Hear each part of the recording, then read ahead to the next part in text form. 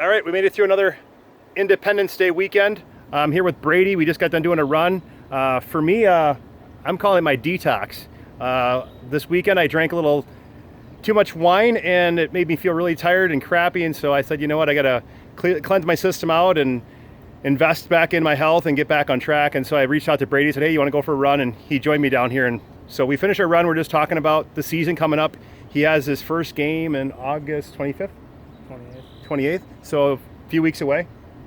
And so he's been working hard to get ready for that. The team's been training, so they're on track, and they should do pretty good this year, hopefully. It seems like people are getting back on track and investing in the training so they can do good on the field and maybe take a few wins, maybe even more than that. We'll see.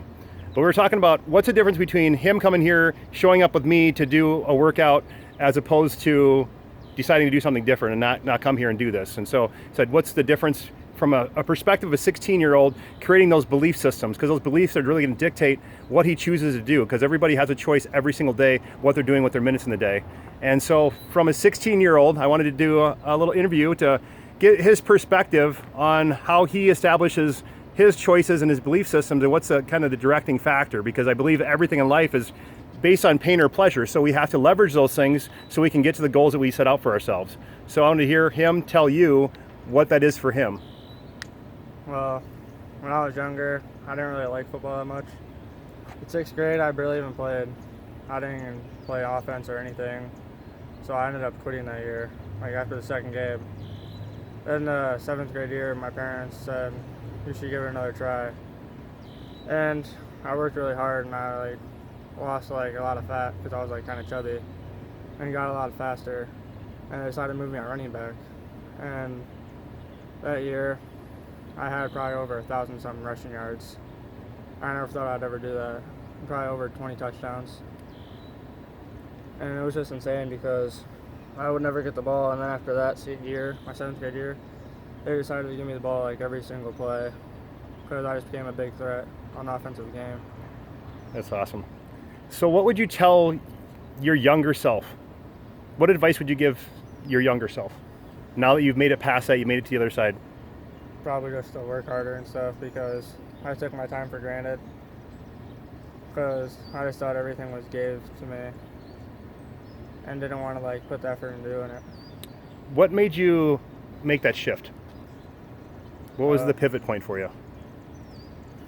Well, I started to like football a lot more, and I just wanted to be really good at it, because we'd always go to these Iowa games when I was a kid, and I thought it'd be pretty cool to play there one day. Yeah. That's a great motivator. So everything, like I said earlier, it's based on pain or pleasure. So you have to find what that leverage point is and then double down on that. And so that's why he's here, to let me harass the crap out of him and try to push him, because he knows that's in alignment with his goals. And if he's in line with his goals, he'll continue to succeed, and the momentum he'll develop will just continue to propel him forward. And now going into this football season, we don't really know where this stuff goes, but he already laid the groundwork, so he has a foundation that hopefully this will carry on for him into his adult life then too. And when you lay these down, these belief systems down, that becomes the fabric. So that's the DNA for him, right? Because he has a genetic potential with his father being in athletics and being a pretty amazing athlete, as even your grandfathers, right? Your grandfathers, great-grandfathers on that side. So he has a genetic potential.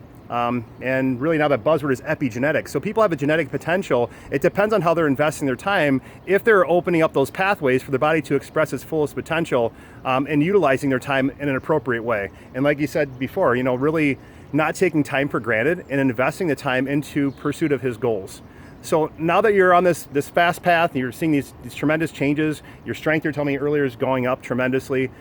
Before you couldn't even do a pull-up, right? And all of a sudden now you're hardly even getting tired. You could do them probably every day. Where do you think things are going to go now? Just uphill from now. Can't really get